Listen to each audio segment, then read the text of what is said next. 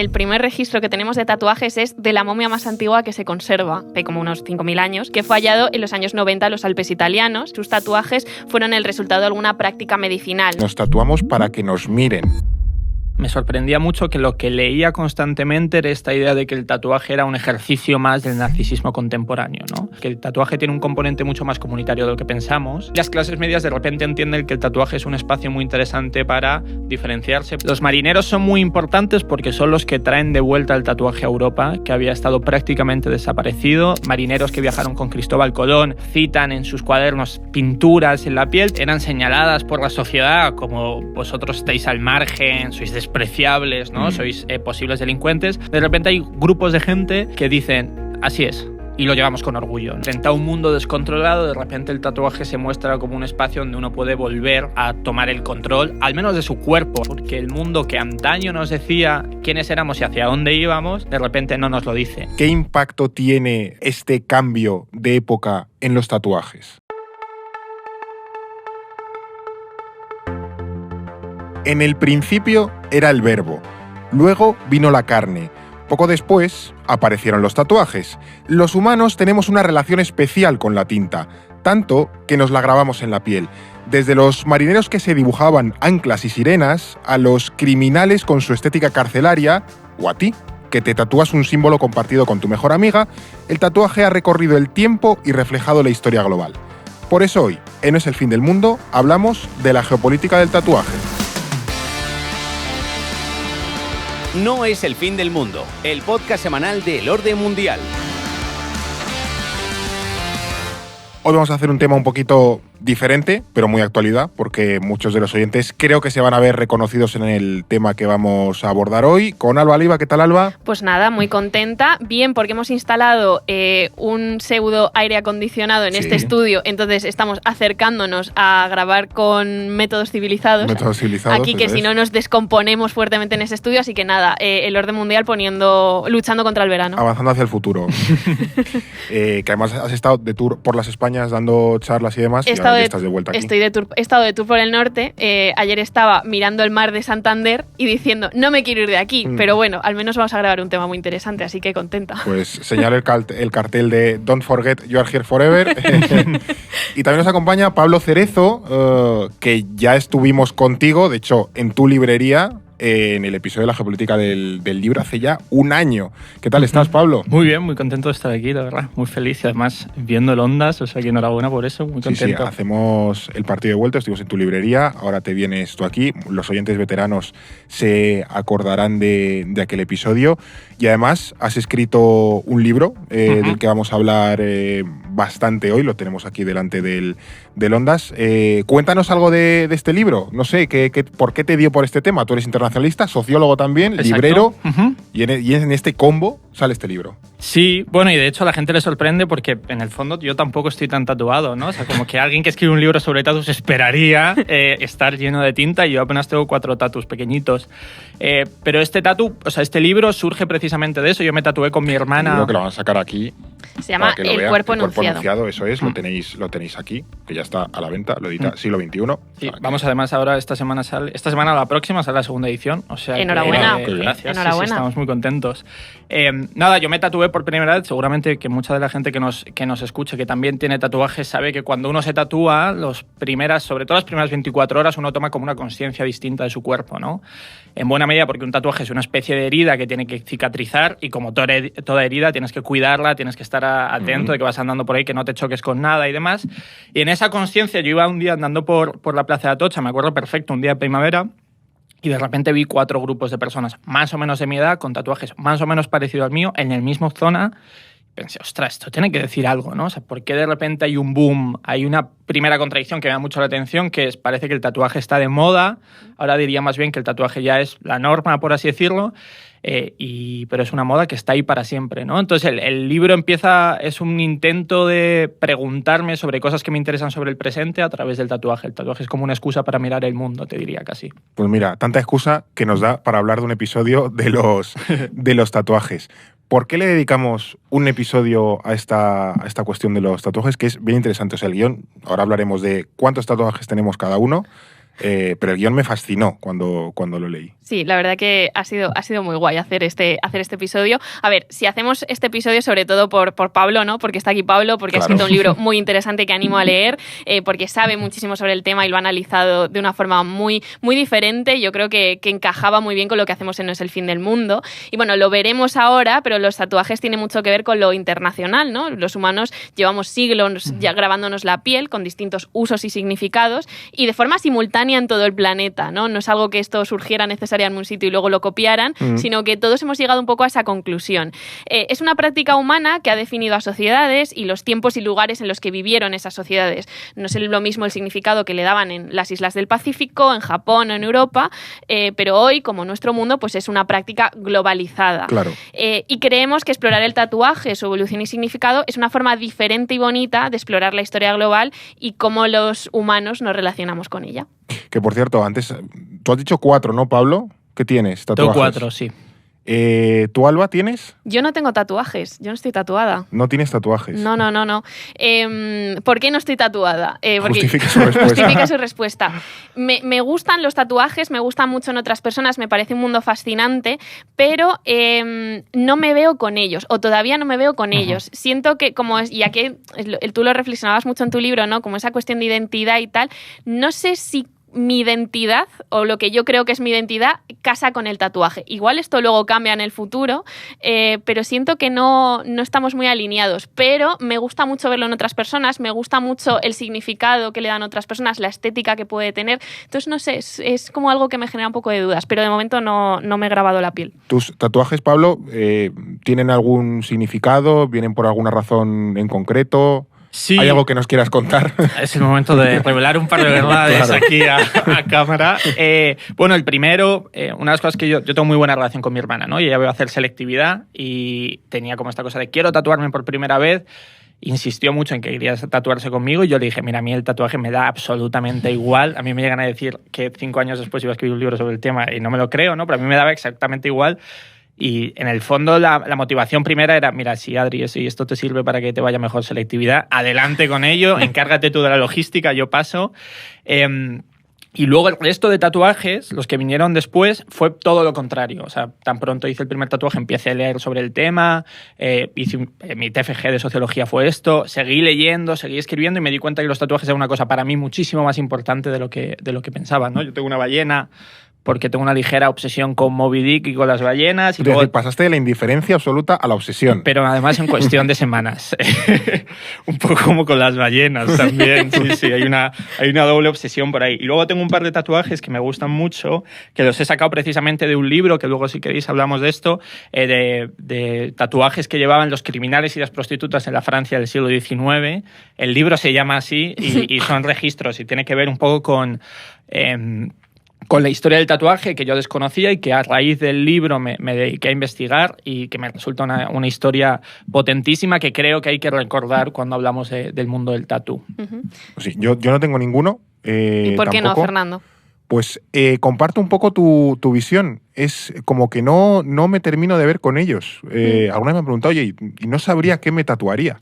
Sí. Y si hablamos de heridas en la piel, ya tengo la cicatriz de la apendicitis. No sé si eso cuenta como pre-tatuaje. Pero sí, me pasa un poco de no saber. También le tengo cierto respeto al tema de las agujas. Cuando tengo análisis de sangre y tal. Es un poco aprensivo, ¿no? Sí, es un poco Entonces, claro, ver una aguja constantemente entrando y saliendo me da cierto respeto. Pero ahí también estoy de acuerdo en que no sabría qué ponerme, dónde. Luego está también el tema, que esto también lo hablaremos luego, ¿no? De cuando tu cuerpo envejezca y cambie, ese tatuaje, yo qué sé, ¿cómo va a cambiar también, ¿no? La gran pregunta es. Sí. Exactamente. Entonces, bueno, como que estamos ahí en un impasse con los tatuajes. Pero bueno, antes habéis mencionado, ¿no? Que el tatuaje es una práctica como muy universal, ¿no? Que se da de forma simultánea en muchas partes del mundo. pero ¿cuándo hay registros de los primeros tatuajes? ¿Quiénes un poco los, no sé, más en distintas zonas, quiénes son los primeros que se empiezan a ver los tatuajes? Bueno, esto me parece precioso porque el primer registro que tenemos de tatuajes es de la momia más antigua que se conserva. O sea, es Otzi, o el hombre de Similaun, que era un cazador del año 3200 a.C. aproximadamente, hace como unos 5000 años, que fue hallado en los años 90 en los Alpes italianos. Tiene unos 60 tatuajes, que son pequeñas rayas continuas en las manos y en la espalda, que coincidían con puntos en los que sufría artritis. Así que una de las teorías más plausibles es que sus tatuajes fueron el resultado de alguna práctica medicinal, ¿no? Introducir hierbas o ungüentos en la piel a través de una herida que dejaban esas marcas, porque como explica Pablo en el libro, el tatuaje no deja de ser una herida, ¿no? Ese es el que se encontraron allá a Mojamao en un paso de los Alpes, ¿no? El primer frigopié. El primer frigopié, y un frigopié que nos ha dado muchísima información sobre los hombres del Neolítico. Otras momias posteriores, como las momias egipcias de la sacerdotisa de Amunet en Tebas o las momias de Gebelein, que además estas serían las más antiguas encontradas con tatuajes figurativos, o las de Chancay en Perú, que tienen pues unos tatuajes muy complejos, también ornamentales, ¿no? Con una técnica muy avanzada que la verdad que sorprendió bastante a los arqueólogos, pues también vemos que todas ellas tienen marcas en la piel, tienen dibujos, se han grabado la piel. Entonces podemos decir, sin temor a equivocarnos, que los humanos llevamos tatuándonos, es decir, pues grabando nuestra piel con tinta y otras sustancias que dejan marca, o directamente haciéndonos cicatrices en la piel, porque ahí está toda la tradición de las escarificaciones, que se ve mucho también en el continente africano, pues lo llevamos haciendo desde siempre. Claro. En esas momias ya distinguimos dos usos, ¿no?, que le hemos dado a los humanos al tatuaje. Uno, la práctica medicinal, es decir, pues algo curativo para mejorar ciertas dolencias, y otra simplemente ornamental o decorativa. Aquí vemos un uso positivo del tatuaje, ¿no?, con una voluntad de mejora. Pero, ¿qué otros significados de este tipo de los tatuajes se le han dado? No sé si hay ejemplos de otros usos, otros simbolismos del tatuaje a lo largo del mundo.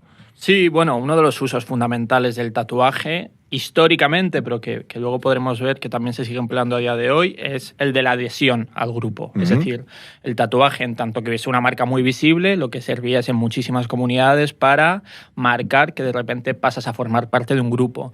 Por eso el tatuaje también tiene un vínculo muy estrecho con lo que en sociología se llaman, en antropología, los rituales de paso, sobre todo, ¿no? Es decir, como en ciertas tribus, Levi-Strauss habla, por ejemplo, en Tristes Trópicos, cita un par de tribus, ¿no? Están los caduveos en Brasil, que marcaban sus jerarquías a través de los tatuajes en la piel, ¿no? En función de qué tipo de marca tenías, eras de un estrato social o eras de otro. Habla también de una tribu en Paraguay, donde el tatuaje servía para marcar la entrada a la edad adulta. Y un poco lo que comentabas tú antes, es que esto se da en tantísimos lugares del mundo. Por ejemplo, en Samoa pasaba lo mismo, ¿no? Hay una cosa muy bonita que en Samoa, con el uso del tatuaje llegaba la palabra. Los jóvenes no podían hablar en comunidad hasta que no se tatuaban. Y ese componente de adherirte a un grupo a través del tatuaje, a través de la piel, en buena medida se sigue realizando a día de hoy, ¿no? Yo os comentaba antes que mi primer tatuaje es con mi hermana. Claro. Y cuando uno habla con la gente, en general, sobre todo los primeros tatuajes, lo que la gente tiende a marcarse es relaciones humanas. Se tatúa con su grupo de Erasmus, con el que hizo el viaje que le cambió la vida, se tatúa con sus familiares, se tatúa con amigos, etcétera, etcétera, ¿no? Ese componente de adhesión yo creo que es uno de los más interesantes y más fuertes del tatuaje. El extremo opuesto de esa pertenencia al grupo serían quizás los judíos, que se les marcaba también con la numeración aquella en los campos. Esto lo trataremos después, que es como la visión más punitiva del tatuaje, ¿no? Claro, pero aquí hay mucha chicha, pero yo creo que esta visión más positiva es esto, como la idea de pertenecer a un grupo, ¿no? De también marcar como pues una relación, bien sea familiar o de amistad. También me gusta mucho, me parece muy interesante el tema de los rituales de paso. Creo que también tú mencionabas cuestiones como la relación con lo místico, ¿no? No sé. Sí, esto, por ejemplo, en muchísimas tribus de la Polinesia, cuando se habla del origen del tatuaje, se le da un origen místico y tiene mucho que ver con religiones y con mitologías, ¿no? Y hay un montón de leyendas interesantísimas y muy bonitas, casi todas, ¿no? En Polinesia, por ejemplo, hay unas cosas que se cuenta que me parece fascinante. Hay ciertos relatos que dicen que los cuerpos, cuando llegan al mundo, no están ensamblados todavía, ¿no? Son como piezas aparte y que solo a través del tatuaje se tejen. Entonces el tatuaje sería una manera de ensamblar el cuerpo, casi de como unirlo. una costura, de ¿no? coser, Como sí. de un hilo. Exacto, Qué chulo. exacto. Además una aguja, o sea, es que, bueno, o algo que pueda parecerse a una aguja o algo con lo que cosemos, ¿no? Exacto, sí tiene ese punto. De hecho, estas casualidades, llevo 3 o 4 días, ayer fui a comer a un sitio y vi a la camarera tenía una especie de aguja tatuada también, y el otro día en una tienda un chico tenía una máquina de coser tatuada en la piel, ¿no? Y es que esas metáforas habitan el mundo del tatuaje constantemente. Es el metatatuaje. Sí, totalmente. No, además de que también tiene una parte de lenguaje, ¿no? Que quizás en sociedades que, no sé si a lo mejor no habían desarrollado un alfabeto, eso permitía establecer ya una primera simbología, establecer eso, jerarquías, establecer, no sé, pues al final toda una pequeña cosmovisión a través de los tatuajes de los cuerpos, ¿no? Quizás fue uno de los primeros, que aquí hemos hablado de los pergaminos, uno de los primeros pergaminos, el cuerpo. Claro. Yo estaba pensando un poco en eso, y además es bonito que estés tú aquí como librero, ¿no? Claro, el cierre del círculo. Del cierre del círculo, porque cuando hablamos, no lo hablamos tanto de la geopolítica del libro, pero de los libros, ¿no? Sí. De cuando hablamos del papiro, del pergamino, en el episodio que hicimos por el Día del Libro, este año, y hablábamos esto de la necesidad de grabar ideas sobre papel, ¿no? Sobre papel, pero el pergamino es en el piel, y luego también esto lo podríamos llevar, aunque yo no lo calificaría obviamente como libro, pero sí esa como necesidad humana de escribir cosas y transmitir cosas a través de símbolos y plasmarlos en sitios, el tatuaje también, ¿no? Es poderoso en realidad. Luego ya la derivada sería apuntarte con un bolivic ahí en la mano como Ignatius Farray, que se apuntaba a merendar. Claro. Como para recordar, no sé qué, la compra tal y merendar. Claro. Sí, bueno, yo conozco a un chico que se tatuó la contraseña al wifi. Bueno, me parece bastante útil. O Lenny White, Carlos Black. Pues al final hay que ser también práctico. Luego en tu libro tienes una reflexión interesante, ¿no? No es una crítica, pero es, ya digo, una reflexión creo que habitual en relación con los tatuajes. Y es, tú te haces la pregunta de si nos tatuamos para que nos miren. Quizás para que nos pregunten qué significa, ¿no? Al final para que se interesen por nosotros. No es aquí un punto, no sé si de egolatría, narcisismo, no lo sé. Son ideas que lanzo al aire. ¿Tú cómo ves esto? Bueno, eso fue uno de los primeros detonantes del libro. Una de las cosas que me inquietaba más cuando empecé a leer sobre tatuajes, que yo no tenía ni idea, me sorprendía mucho que lo que leía constantemente era esta idea de que el tatuaje era un ejercicio más del narcisismo contemporáneo, ¿no? La idea de que, sobre todo la gente joven, está ensimismada, la generación del selfie, ¿no? Todos estos mantras que se repiten. Y yo no sé por qué, pero no me terminaba de convencer. Entonces, me puse a hablar con gente, me puse a hacer muchísimas entrevistas, y una de las cosas que me di cuenta es precisamente eso, que el tatuaje tiene un componente mucho más comunitario de lo que pensamos, y que nos tatuamos para vincularnos con gente, sobre todo al principio. No necesariamente, pero sí hay una tendencia brutal en este sentido. Entonces me puse a leer sobre el mito de Narciso y para ver de dónde venía, y encontré varias lecturas que me parecían muy sugerentes y que creo que me ayudaban a explicar un poco más la relación con el tatuaje. Normalmente el mito de Narciso, como este chico guapísimo que se ve en su reflejo y se gusta tanto que acaba cayéndose, ¿no? y muere, y de ahí sale la flor de Narciso. En el fondo creo que hay otra manera también de entender esto, que es un poco lo mismo cuando nos pasa cuando nos miramos en un espejo, y que Narciso, cuando se ve en el espejo, no solo se ve a sí mismo, sino que se ve como le ven el resto. Entonces ahí está la constatación de que ver y ser visto están estrechamente relacionados, ¿no? Nadal Suau, en su libro Curar la piel, que es un ensayo fantástico también sobre tatuajes, dice que claro que la mirada del otro importa, porque si la mirada del otro no importase, la nuestra, ¿por qué iba a importar, ¿no?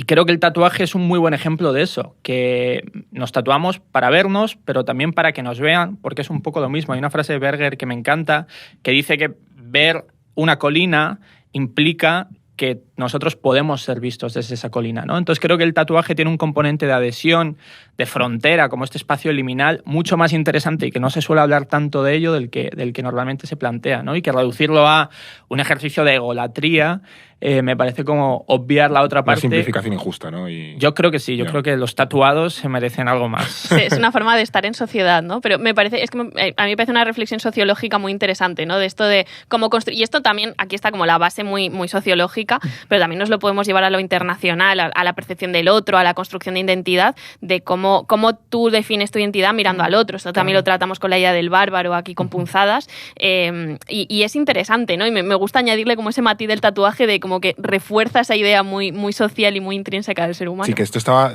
escuchando a Pablo y pensaba, esto está deviniendo una especie de punzadas y van a venir Inés y Paula a partirnos las piernas. Van a decir, ¿qué estáis haciendo sin nosotras? Exactamente, tengo aquí mi proteccionismo profesional. Ojalá entrasen por la puerta. Claro.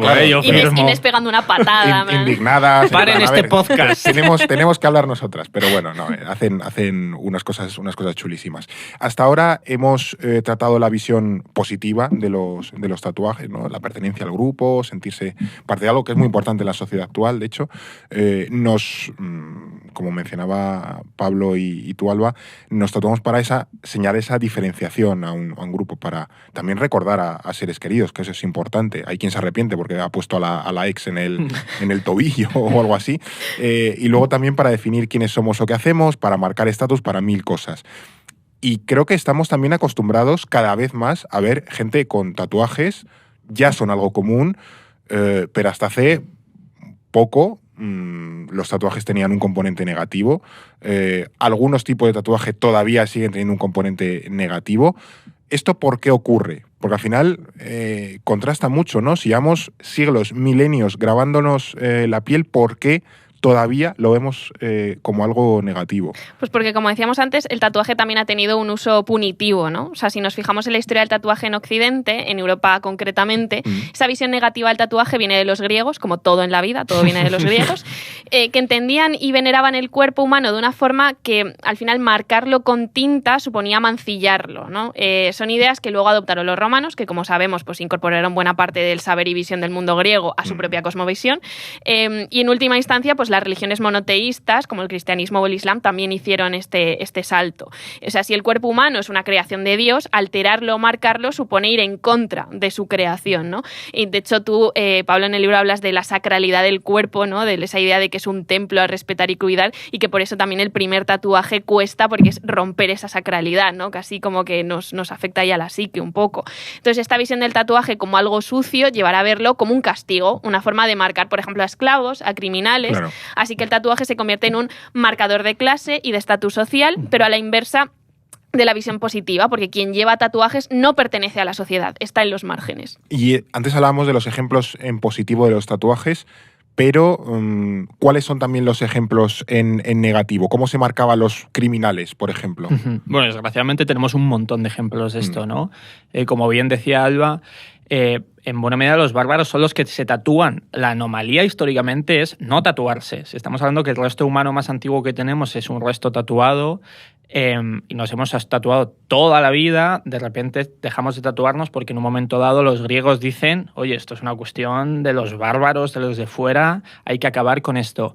Ellos heredan o aprenden más bien de Persia en las guerras médicas, que el tatuaje podía ser un ejercicio fantástico para señalar a los presos, a los esclavos, a los vencidos en batalla, a las prostitutas. ¿Y cómo lo hacían? De 1000 modos, pero normalmente lo que tenía era que se tatuaba la cara. Y se tatuaba la cara no solo porque te iba a acompañar toda la vida y no podías librarte de ese destino, ¿no? Que se te había impuesto, sino porque eso implicaba también que todo el mundo podía ver.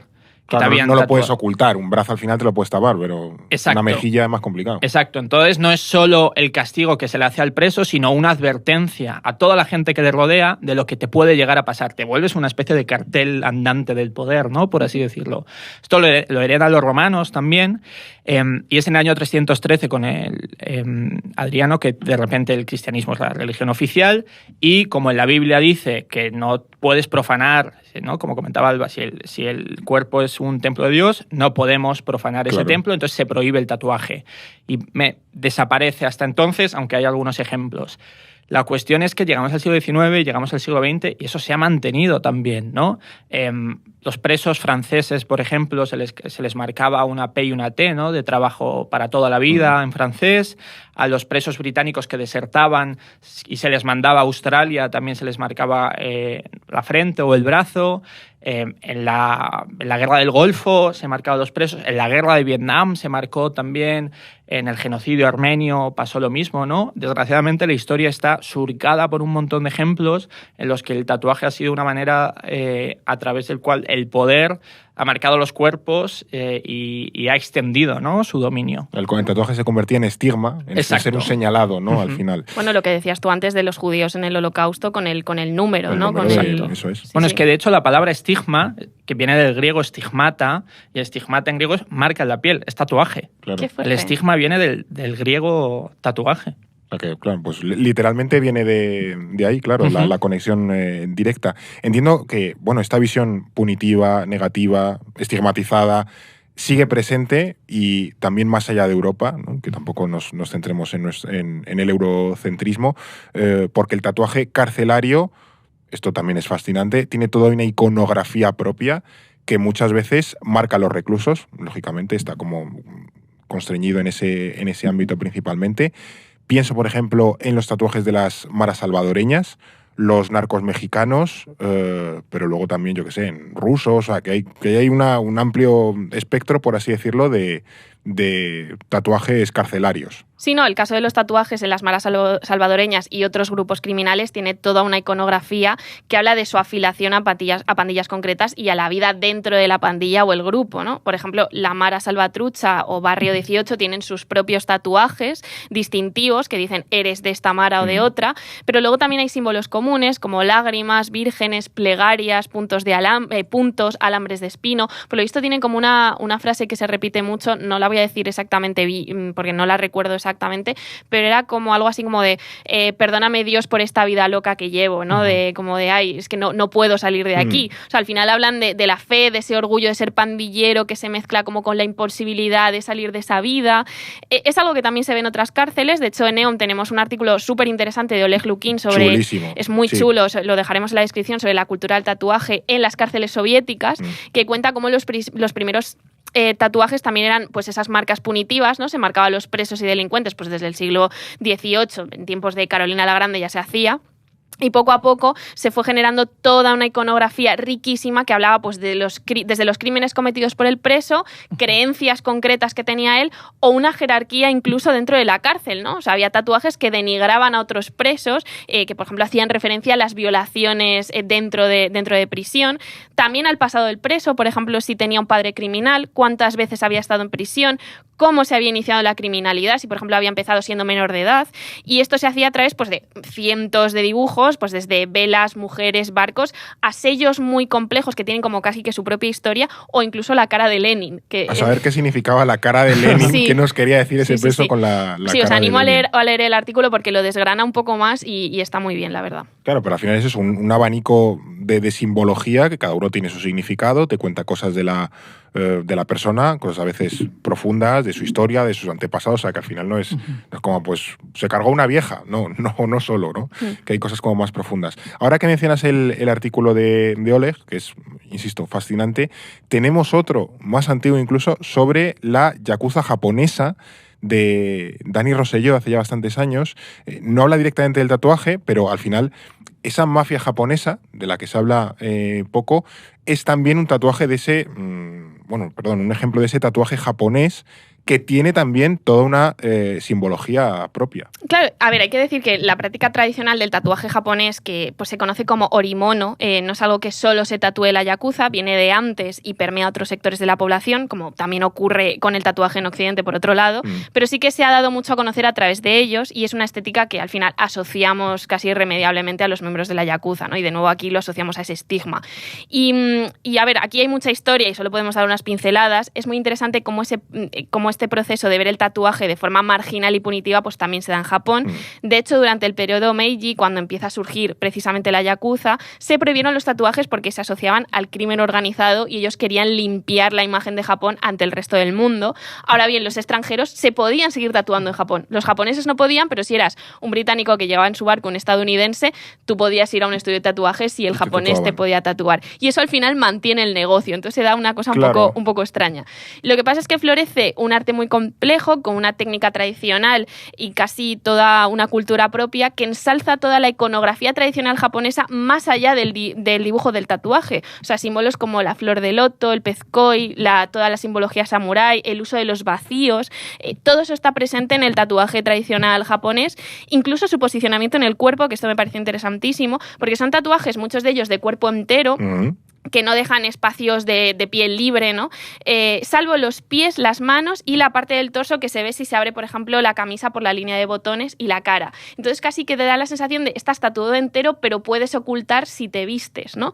Y eso es muy interesante cómo perciben pues el culto al cuerpo, esa simbología, lo marginal y también lo bello y tradicional, cómo se junta todo eso en el tatuaje japonés. Los japoneses dejan libre la parte de la camisa y vamos nosotros y hacemos amor de madre y lo plantamos en medio del pecho. Luego en Japón también, si no me equivoco, como que el tatuaje tiene como un tabú especial, ¿no? Como que está peor visto que en general en el resto del mundo occidental. Creo que es en Japón donde no te dejan pasar en los gimnasios y tal. Si vas tatuajes, te los tienes que tapar. O sea que, ojito con los tatuajes. Sí, exacto. Que tiene la herencia también de su vínculo estrechísimo con la yakuza, claro. Efectivamente. Sí, ese pasado todavía no se ha borrado del todo. Y fíjate que el peso que ha tenido el tatuaje japonés en la cultura occidental ha sido enorme. Es decir, muchísimos tatuadores de gran renombre iban a Japón a aprender cómo se tatuaba, porque las técnicas estaban especialmente desarrolladas, porque había una cultura muy desarrollada en ese sentido, ¿no?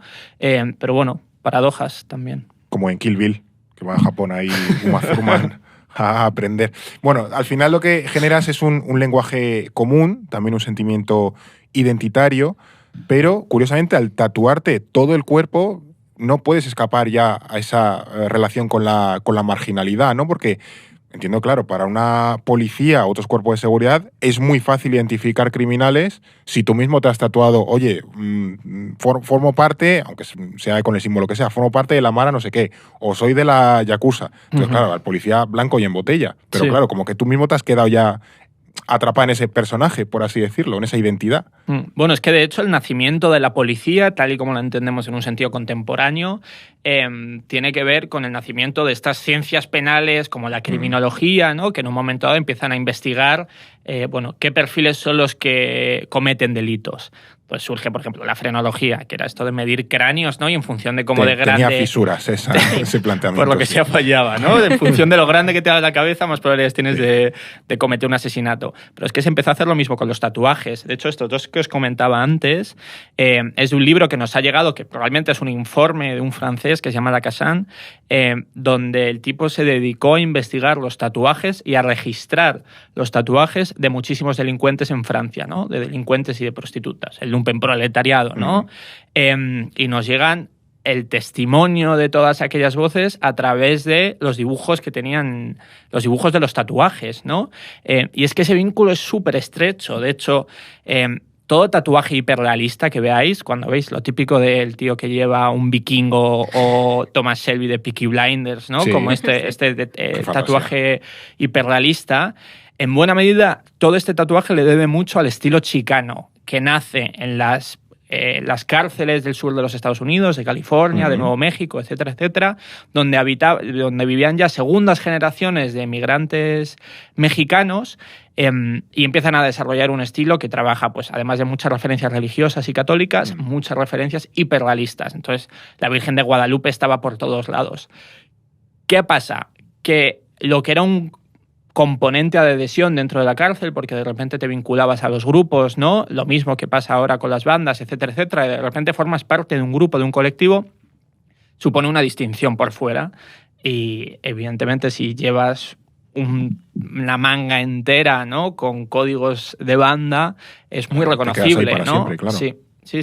De hecho, aquí podemos volver también al ejemplo de las maras salvadoreñas, porque en la encarcelación masiva de pandilleros que llevaba a cabo Bukele en los últimos años, pesó mucho que el detenido tuviese tatuajes, ¿no? O sea, una forma de, si estaban haciendo un barrido y una detención masiva, sin distinguir muy bien si aquella persona era parte de una mara o no era parte de una mara, evidentemente se encarceló a muchos pandilleros, pero también hubo varios inocentes por el camino. Lo reconocieron ellos mismos, sí, bueno, alguno que no tenía nada que ver se nos ha escapado por aquí. Se nos ha escapado y tal vez era porque decían, bueno, es que esta persona está aquí, pero además es que lleva tatuajes. Y puede que a lo mejor no llevaba tatuado Mara Salvatrucha o no llevaba tatuado el distintivo del barrio 18, pero como llevaba tal vez una iconografía que a quien le detenía, pues podía decir, vale, pues lo asociaba al pandillero, lleva tatuajes, pues fue detenido, ¿no? De hecho, tenemos el ejemplo de Trump diciendo que, bueno, un hombre de los muchos que deportaron, un migrante, pertenecía a las maras porque tenía tatuajes y no era así. O sea, vemos como esa relación punitiva y esa visión del tatuaje como una marca de criminalidad sigue estando muy presente también. Claro, sí, continúa esa visión.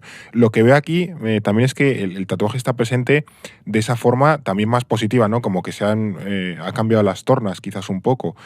Al final, desde los márgenes, esos marginados de la sociedad, bueno, se identifican como tal y crean su propio lenguaje, su propia simbología y en ciertos aspectos se recrean en ello. Hemos hablado de los criminales, pero luego tú también, Pablo, mencionas a un grupo que es casi todavía más importante para el tatuaje en el mundo occidental, que, ojo, aquí son los marineros. Sí. ¿Cuál es el papel de los marineros en la historia del tatuaje? ¿Por qué también se tatuaba un marino? Entiendo que es un gremio, por así decirlo, diferente ya al criminal, o sea, que empieza a generar su propia historia.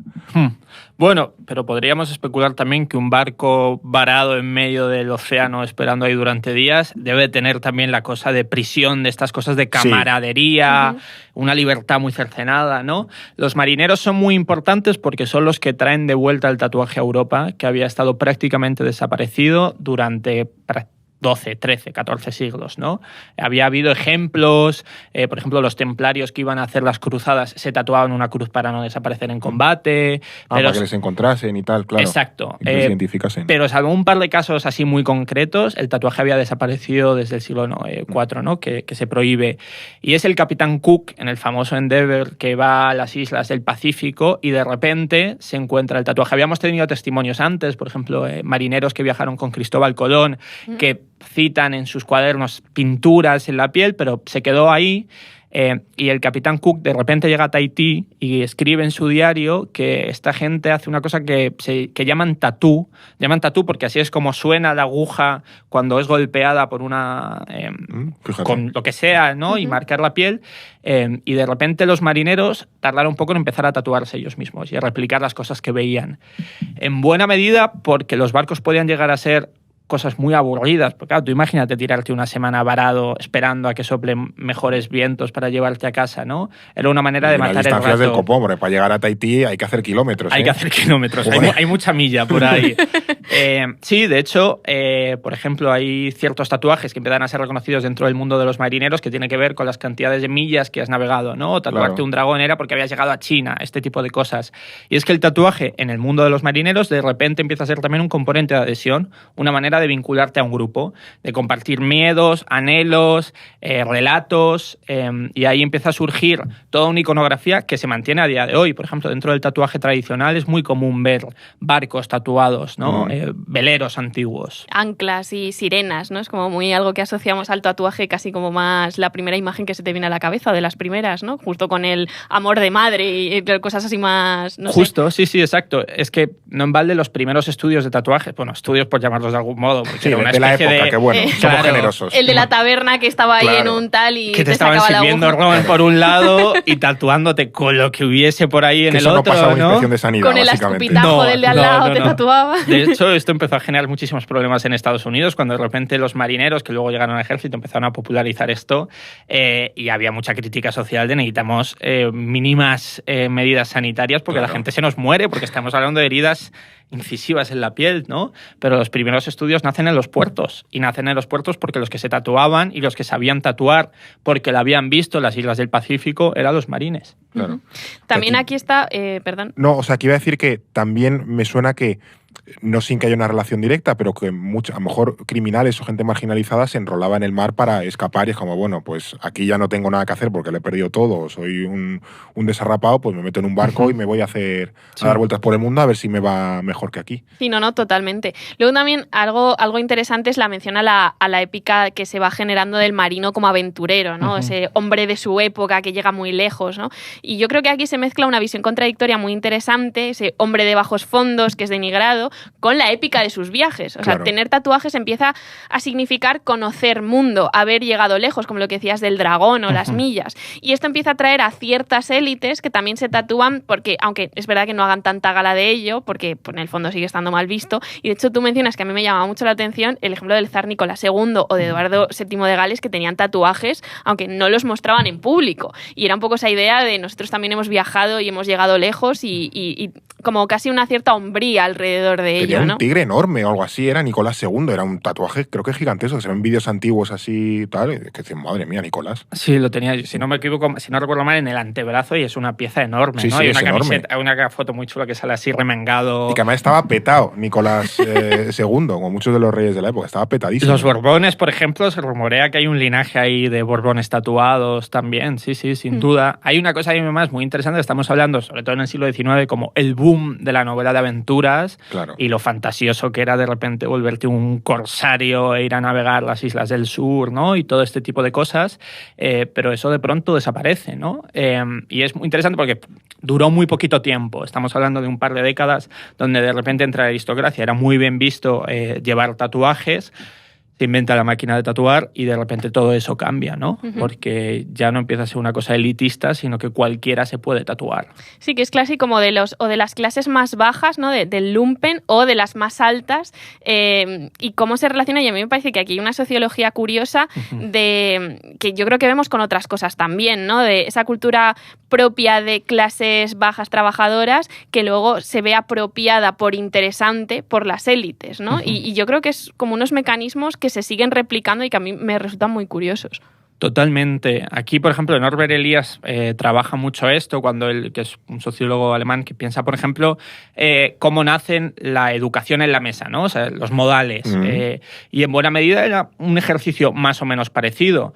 Te coges algo de las clases bajas, de repente te das cuenta que está demasiado expandido, se cambia, ¿no? O sea, la idea de distinción de clase. Claro, diferenciación constante, eso. Exacto. Que aquí hemos hablado ya de marineros, de criminales, de reyes, todos hombres, además, pero entiendo también que las mujeres se tatuarían, no sé si de forma minoritaria, no sé si con otra simbología. ¿Cómo influye también la cuestión de género en el tatuaje? Hoy quizás se ha difuminado más, pero no sé si a lo largo de la historia había una diferenciación en los tatuajes entre hombres y mujeres. Sí, bueno, y podríamos hablar también del componente de género. Claro. Evidentemente se puede aplicar a cualquier ámbito de la vida, tiene un componente de género, ¿no? Pero el tatuaje yo creo que especialmente, de nuevo, en los testimonios que nos llegan de mujeres tatuadas eran prostitutas en este caso, y tenía mucho que ver también con el estudio que os comentaba antes de la Kazan, ¿no? De repente estas nuevas ciencias penales que tratan de investigar los bajos fondos, ¿no? Que además era como un concepto que se empleaba de manera recurrente. Los bajos fondos, que era la misma capa de la población que la sociedad les estaba expulsando. Sí, claro. Y condenando y señalando, ¿no? Y el tatuaje no era más que una manera de señalar a los indeseables, por así decirlo, ¿no? Porque aquí estamos hablando de un componente súper moralista. Pero antes hablabas, por ejemplo, del arrepentirse, ¿no? Del tatuarte a tu ex o a tu expareja. Esto pasaba también con las prostitutas. Hay una cosa divertidísima de estos tatuajes. Casi todos están en francés y muchas prostitutas que se tatuaban era el nombre de su pareja, por ejemplo, Pierre, y de abajo ponían JTM de yo te amo para toda la vida, ¿no? Depende de las iniciales. Y era muy gracioso porque nos llegan un montón de testimonios donde el Pierre o el nombre que fuera estaba tachado y había otro nombre arriba, ¿no? Sin ningún tipo de pudor. Y es que, arrepentirnos de los tatuajes es una cosa que ha habitado ahí siempre. Pero luego nos llegan otros testimonios muy chulos. Yo el otro tatuaje que tengo, que es porque me encanta gráficamente, es una golondrina, que es una cosa que replican muchos marineros, pero que dentro del mundo de las prostitutas, por ejemplo, en el mundo de las mujeres, una ave sola indicaba el amante que se ha ido y que no ha vuelto. Bien porque se ha ido a la guerra, bien porque se fue y no volvió, porque era un preso que se fue a la cárcel y no regresó nunca, ¿no? Está lleno de una simbología interesantísima. También hablas, por ejemplo, ya llevándonoslo a tiempos más modernos, a nivel de estilos, ¿no? Como la idea de el tatuaje, creo que es el tatuaje tradicional, se lo suelen tatuar más los hombres, las mujeres solemos optar más por tatuajes más de línea fina. Esto obviamente cada vez se va difuminando más, pero ahí también hay, yo creo que de cuánto espacio quieres ocupar, cuánto espacio dejas que un dibujo ocupe en tu cuerpo, qué simbología te atrae más o qué simbología te atrae menos. O sea, en el fondo, aquí nos vamos a cuestiones más antiguas de, obviamente, si el lumpen de la sociedad en los años, hace siglos, eran las prostitutas dentro de esa diferenciación de género, eso se veía muy bien esa diferencia, pero ahora todavía seguimos viendo eso con distintos estilos. Sí, de hecho yo tengo una anécdota con esto. Cuando mi primer tatuaje es línea fina, una cosa minimalista de Pinterest, o sea, como una cosa muy mal vista dentro del mundo del tatuaje, y yo fui a una convención en Barcelona donde hay un montón de tatuadores y demás, y me puse a investigar gente. Después de un día entero, yo era el chaval que iba con una libreta hablando con gente que llamaba evidentemente mucho la atención, y se me acercan un par de tatuadores de old school, ¿no? De tradi, y me dicen, oye, tú, pero que llevas aquí todo el día preguntando y con la libreta y demás, ¿pero tú tienes tatus? Entonces yo le digo, bueno, me acabo de tatuar, y entonces le enseño y se empiezan a reír. Se desmayaron. Y me dicen, no, pero tú tienes tatus de tío, ¿de verdad? Y es que hay un componente, hay un vínculo... Se llama tu Cristiano Ronaldo en el hombro, claro, básicamente. ¿Dónde tienes el vikingo en el pecho, no? Sí, y es cierto que el boom del tatuaje más reciente tiene que ver seguramente con la línea fina, y es cierto que la línea fina está más vinculado a las mujeres, en buena medida también porque encaja dentro de estos arquetipos de género, sí, ¿no? De lo delicado, de lo que se puede cubrir, discreto, más fino. Claro. Exacto. Afortunadamente, por ejemplo, cada vez hay más tatuadoras que están haciéndose como su espacio, y hay estudios que están saliendo sobre el componente de género dentro del mundo del tatuaje y demás, pero bueno, pues como todo hay tendencias ahí que se mantienen. Claro, esto es muy interesante, ¿no? La visión del tatuaje como tatuaje de hombres y tatuajes de mujeres. Como, a ver, hay que avanzar un poquito en esto. Luego también me parece interesante que quienes, bueno, lo hemos hablado, ¿no? Quienes extienden o llevan de nuevo el tatuaje a Europa son los marineros. Aquí hilamos con la geopolítica, ¿no? De la importancia del poder naval. Seguramente el bueno de Mahan no habría considerado el tatuaje como parte de sus estudios. Quizás también podría entrar dentro de la idea del soft power, pero es un buen ejemplo, ¿no? De la globalización, quizá una primera globalización, no solo del comercio o la guerra, que al final son los típicos, sino al final de ciertas prácticas culturales, ¿no? Una primera quizás homogenización o de influencia cultural entre distintas partes del mundo. Pero más allá de los barcos, otra cosa que influye en el comercio naval, lógicamente en esa época, estamos hablando del siglo ya XIX, es la industrialización. Y eso nos lleva también a las técnicas de tatuaje, que tú ya has mencionado, Pablo. ¿Cómo era esa técnica de tatuaje antes de la revolución industrial? No sé, entiendo que sería bastante dolorosa, por ser un poco artesanal, y no sé si el cambio en las técnicas de tatuaje también lo populariza, reducir el coste, pues, de sufrimiento, por así decirlo, del tatuaje. Sí, o sea, a finales del 19, 1890, 1891, se inventa la máquina eléctrica del tatuaje, y eso lo cambia absolutamente todo, ¿no? Que además se había tomado una patente de Alva Edison y era simplemente coger un motor y ponerle una aguja, ¿no? Edison en todas las sopas, ¿eh? Da igual en qué. Yo cuando lo vi pensaba, digo, no puede ser que sea Edison esto también, ¿no? No, lo coge un tatuador, que si no me recuerdo mal es Samuel O'Reilly, si no me equivoco, en el 91 en Nueva York, aunque igual aquí estoy metiendo la pata, espero que no. Pero porque depende del tipo de aguja y depende del tipo de motor, se dice que fue uno en un lado, todas estas clásico, cosas de los inventos, el 90 en San Francisco, el 91 en Nueva York, todas estas cosas, ¿no? Pero bueno, lo cambia todo porque el tatuaje era una cosa muy artesanal, que realmente pues había muchas técnicas, desde bambú a conchas afiladas, ¿no? Cualquier tipo de cosa. En el fondo un tatuaje es una herida donde tú lo que haces es punzar tinta para que entre en las capas más inferiores de la piel. Claro. El sistema inmune trata de repelerlo, no lo consigue, lo absorbe y se queda ahí de por vida, ¿no? Eso lo puedes hacer con muchas cosas. Algunas funcionan mejor, algunas funcionan peor. Las conchas, por lo que sea, suena a rego. Claro. Sí. A veces te mueres de una septicemia, bueno, cosas que pasan. Claro, y la máquina eléctrica de tatuaje lo revoluciona todo, para empezar, porque es más fácil, es más rápido, es menos doloroso y la gente tiene mucha más facilidad para aprender. Entonces, de repente empieza a expandirse muchísimo. Una de las consecuencias ya la hemos comentado, que es esta idea de que de repente la aristocracia ve que el tatuaje es una cosa que se está extendiendo rapidísimo y deja de practicarlo. Pero las otras que llegarán ya décadas, casi un siglo más tarde, es que se empieza a innovar muchísimo en técnicas. De repente podemos hacer líneas más finas, líneas más gruesas, podemos jugar con los colores. Hay una innovación técnica que hace también que el tatuaje empiece a expandirse a otros sectores que no había llegado antes. Claro. Luego, no sé, aquí también, mientras hacíamos el guión, comentábamos, ¿no? También la idea de quizás la hombría, ¿no? Hasta qué punto el tatuaje preindustrial era como más varonil, de yo aguanto el dolor porque esto tiene que doler un quintal, y ya ahora que hemos inventado una cosa que duele menos, ya como que se extiende más en la población. Bueno, sigue siendo muy doloroso en función de qué partes. Pero ese debate, por ejemplo, se está teniendo ahora. Hace poco salió un vídeo de Peso Pluma, el cantante de corridos mexicano, que se acaba de hacer un brazo entero, una manga, con un tatuaje hiperrealista, muy doloroso. Lo que contaba en el vídeo es que el tío se había metido a quirófano, se había anestesiado, entonces se había pasado 12 horas dormido, claro, se había despertado con un tatuaje, ¿no? Si hablábamos antes que el tatuaje es un ritual, y yo creo que es de los últimos rituales, ¿no? Pasolini decía que el fútbol era el último ritual contemporáneo. Bueno, yo creo que el tatuaje puede... Ahora es cuando entra David Gómez, en plan, ¿qué dices? Sí. Creo que podemos añadir ahí el tatuaje. El dolor forma parte para mucha gente de ese ritual, ¿no? Por eso mi tatuaje de Pinterest no es un tatu de hombres, porque a mí no me dolió, yo me quedé dormido. En la escala del dolor no hayas llegado a la de los hombres. Exacto, y porque hay una cosa que se comenta mucho, que es que los tatuajes tienes que ganártelos, ¿no? Por ejemplo, dentro del mundo del tatu, si tú te quieres tatuar en general las manos, primero tienes que tener tatuado el pecho entero y los brazos. Solo cuando tienes todo eso tatuado, te puedes tatuar las manos. Llegan los traperos y se cargan eso y lo primero que hacen es tatuarse las manos, ¿no?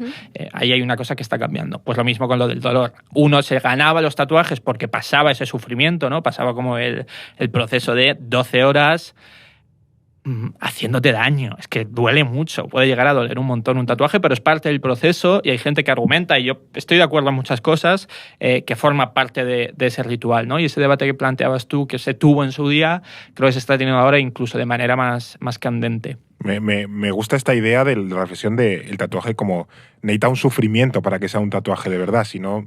Te perdiste parte de la experiencia. A mí me retrotrae mucho a la idea del ritual de paso, ¿no? O sea, como de... Ya formas parte de un estrato. En este momento hablábamos de ejemplos, por ejemplo, en el Pacífico, ¿no? De ahora puedes tener la palabra, como que eres adulto, el paso de la niñez a la adultez a través del tatuaje, o la forma de pertenecer a cierto estrato social. Creo que casi que dentro de la subcultura del tatuaje, del mundo del tatuaje, se han replicado esos códigos, ¿no? Me parece muy interesante lo que dices de tatuarse las manos y también como romper con esas normas establecidas, como que es una tensión de generar normas y romperlas, muy social, que también se traslada a este mundo. Me parece fascinante. Que en realidad no vamos a meternos mucho en este charco, pero también la idea del dolor como algo necesario para ciertas cosas, incluso aplicable, yo que sé, al parto, ese tipo de cosas, incluso a la idea de dar tu vida por la patria. O sea, que ahí también hay una... Que también son ideas un poco tóxicas, ¿no? Claro. Pueden llegar a ser... O sea, puedo entender hasta cierto punto la idea de vivir y atravesar el ritual, porque creo que tiene cosas interesantes, pero también esta visión un poco masoquista del dolor llevado al extremo, o de tener que ascribirse a ciertas cosas, la idea, por ejemplo, de la hombría asociada, en este caso a los tatuajes, pero lo podemos asociar a muchísimas otras cosas. Ahí igual podemos mirar un poco más a la modernidad, si queremos, y pues igual no tenemos por qué sufrir tanto, ¿no? Claro. O no tenemos como que darle tanto... Sí, yo creo que empaque. ahí cada cual busca su experiencia. A mí me parece fenomenal que Peso Pluma se metiese en un... A mí me da exactamente igual, claro. ¿no? Creo que... No le vas a quitar el carné de tatuado. Exacto, sí, porque el brazo ese no se lo quita nadie, ¿no? Creo que, como todo fenómeno que se populariza, pasa muchísimo en la música, ¿no? De repente algo que era relativamente marginal y de unos pocos se abre, para que se abra tiene que mutar. Y eso implica que lo que antes considerábamos la ley y la norma, de repente ya no están así. Y los que estaban antes suelen llevarlo con cierto rechazo, pero es parte es parte del desarrollo cultural, y ha pasado la música y pasa muchos fenómenos. Sí creo que el tatuaje y el dolor tienen un vínculo interesante, y es el vínculo que establecemos con el tatuador. O sea, si decimos que el tatuaje es un ritual, en buena medida... Es tu chamán. Es tu chamán, exactamente. Claro. Es un chamán contemporáneo. Y hay una cosa muy íntima y muy profunda. En general, estamos hablando de una persona a la que igual no conoces de nada, que le estás dando una parte de tu cuerpo para que la transforme de por vida, que vas a compartir un momento de intimidad normalmente muy largo, porque un tatuaje pueden ser horas y horas, y el dolor tiene un componente en ese ritual de establecer un vínculo con tu tatuador, establecer un vínculo con tu cuerpo.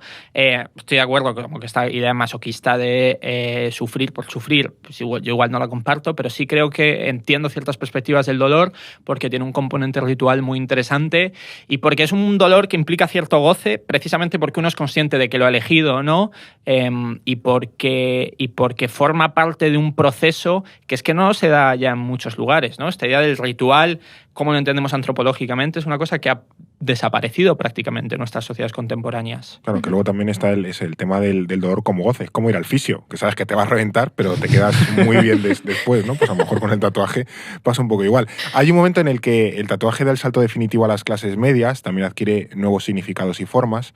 Ahora lo vemos, pero antes toca testimonios. Testimonios. Hace ya semanas os pedimos, lo digo porque el testimonio de hoy va de eso, os pedimos que si viajabais por el mundo tenéis la obligación moral de enviarnos el souvenir más hortera y espantoso que tuviese relación con el país y la geopolítica. O sea, ahí tenía que haber una relación, no era cualquier horterada. Y el testimonio de eso va de hoy. Bueno, es que... Bueno, va de hoy, no va de eso, el testimonio de hoy. Eso es. Vuelvo ahí el disléxico. Sí, ya hay oyentes que lo están cumpliendo, tenemos a nuestros amigos de Friburgo, pero es que lo de hoy es muy fuerte. Ahora voy a leer la carta, pero el souvenir que nos han mandado es esta Torre Eiffel plateada, que además tiene aquí... Esto es una... Ataque epiléptico nos va a dar aquí en la fiesta de la espuma. Pero vamos, esta es una Torre Eiffel con mucho brilli, que esto en realidad es lo que hacen de verdad, creo que son a las 12 de la noche o algo así, que la ponen a poner a brillar con todas las lucecitas. Pero nos ha mandado esta Torre Eiffel, entiendo que no tenemos que explicar de dónde viene, pero lo interesante llega con la tonelada de cosas que también nos han mandado, porque llegó un paquete a la oficina. No fue una carta, fue un paquete. Sí, sí. Y voy a ir poniéndolo para luego poder ir sacándolo. Bueno, voy diciéndolo mientras Fernando va cogiendo todas las cartas y tal. Nos han mandado unos macarrons que nos comeremos. Muchísimas postales del pequeño Nicolás, que me encanta estos del libros. El pequeño Nicolás bueno. El pequeño Nicolás bueno, el de Senpei Goscinny, que me apasionan estos libros, les tengo mucho cariño. Y bueno, postales varias de París. Sí. Y un libro de Marianne Satrapi, creo que es bordados en francés. ¿Cómo de maja es esta persona, por favor? O sea, me encantan todos los regalos. Tan maja, que aunque tiene la letra grande, nos ha escrito 2 hojas por las 2 caras de carta. Voy a intentar leerla entera, pero vamos, es un testimonio largo, muy bonito. También es cierto que muchas veces explica lo que nos ha mandado. Dice... Queridos chicos y chicas de No es el fin del mundo, antes de nada empezaré con una disculpa.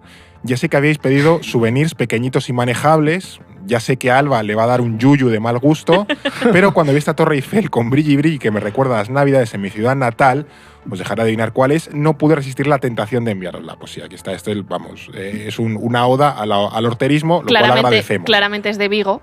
Claro, claramente tiene que ser de Vigo esta persona. Descubrí el orden mundial cuando obtuve el puesto de profe de español en prepa en Francia. En Francia son 2 años de estudios superiores para entrar en escuelas de ingenieros o grandes escuelas de negocios. Y desde entonces no solo soy fan, soy adicta.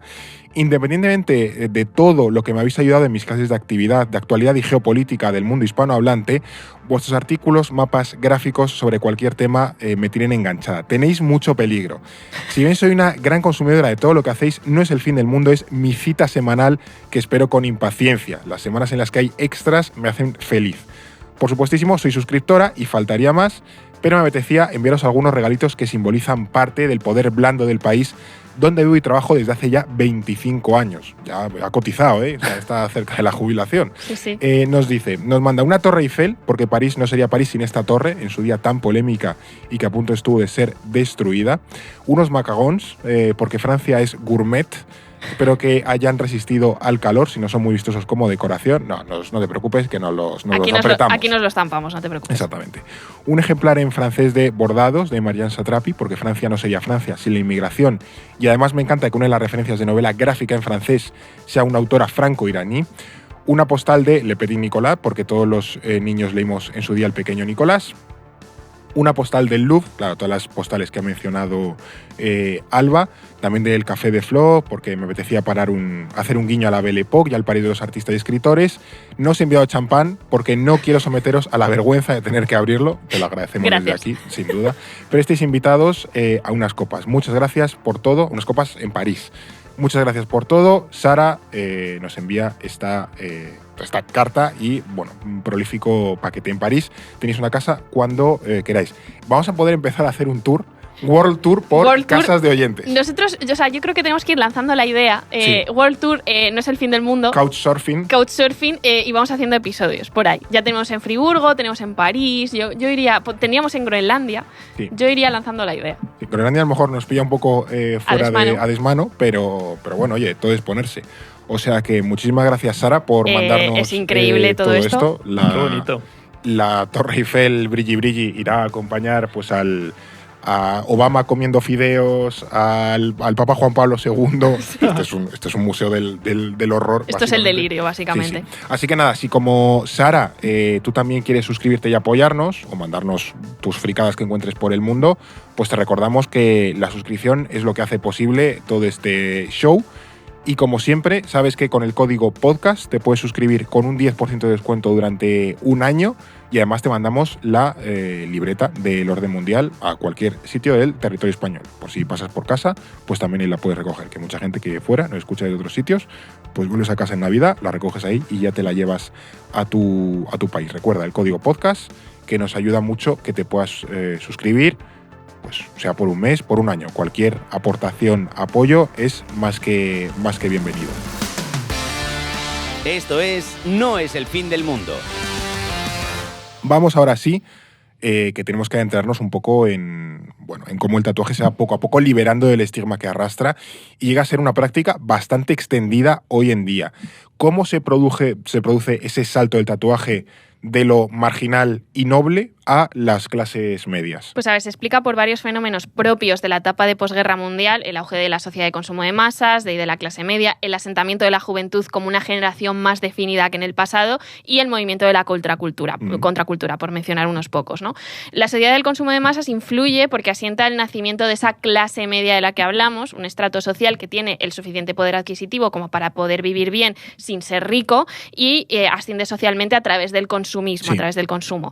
Es aquí donde vemos el boom de la publicidad, del marketing y de la identificación personal con ciertas marcas o productos asociados a ciertos estilos. CC, episodio de Mad Men. CC, episodio de Mad Men, pero aquí con el tinte de los tatuajes, ¿no? Esto va de la mano con la definición de la generación joven. Es en el mundo de las democracias liberales, la juventud de posguerra se diferencia de sus padres porque nacen y crecen en un mundo de paz y estabilidad, pero no es necesariamente un mundo con el que estén de acuerdo. O sea, desde lo más superficial, como ser fans del rock, de los Beatles o de ser parte de una tribu urbana, a lo más político como reclamar más derechos o el fin de la guerra de Vietnam en el caso de Estados Unidos. Estos jóvenes chocan con ese modelo aburrido y conservador de la generación de sus padres, que fueron quienes vivieron la guerra y quieren paz y estabilidad, ¿no? A mí déjame tranquilo en mi casa suburbana, que yo ya he vivido mucho y estos no. Yo quiero cortar el césped y combatir el comunismo, no quiero estas cosas. Efectivamente. Entonces, una forma de demostrar esa rebeldía es el movimiento de la contracultura, que toma el tatuaje como forma de expresión personal, de marca identitaria y de ruptura con esas convenciones previas. Si el tatuaje se asociaba a algo denigrante, ahora no, ahora nos lo reapropiamos de nuevo para decir, oye, no, pues es que yo soy rockero, pues es que yo defiendo el fin de la guerra de Vietnam, yo soy hippie, yo tengo una identidad y la muestro a través de mis tatuajes. Y esto, Pablo, o sea, ¿qué caracteriza el tatuaje de la contracultura? O sea, ¿qué influencias tiene? ¿Y qué nos dicen los tatuajes en ese momento histórico? Que también voy a aprovechar para quitar la luz, porque justo lo tengo detrás del guión y voy a acabar echando la raba del mareo de los brillis. Pero bueno, eso, ¿qué nos dice el tatuaje de esa contracultura? ¿Es el primer tatuaje de las clases medias? Sí, jóvenes, pero... Sí, exacto. Yo creo que hay un componente generacional, lo ha explicado fantásticamente. Hay una frase de Mark Fisher que me gusta mucho, que él viene a decir que los consensos de posguerra lo que cambian es estabilidad por aburrimiento. Entonces, de repente hay una generación que dice, ya basta. Y al mismo tiempo que las generaciones previas que se tatuaban eran señaladas por la sociedad como vosotros estáis al margen, sois despreciables, ¿no? Sois posibles delincuentes, de repente hay grupos de gente que dicen, así es, y lo llevamos con orgullo, ¿no? Es cierto. Y vamos en contra de los valores de la clase media y vamos en contra de cortar el césped y combatir el comunismo, etcétera, etcétera. Queremos otra cosa. Claro.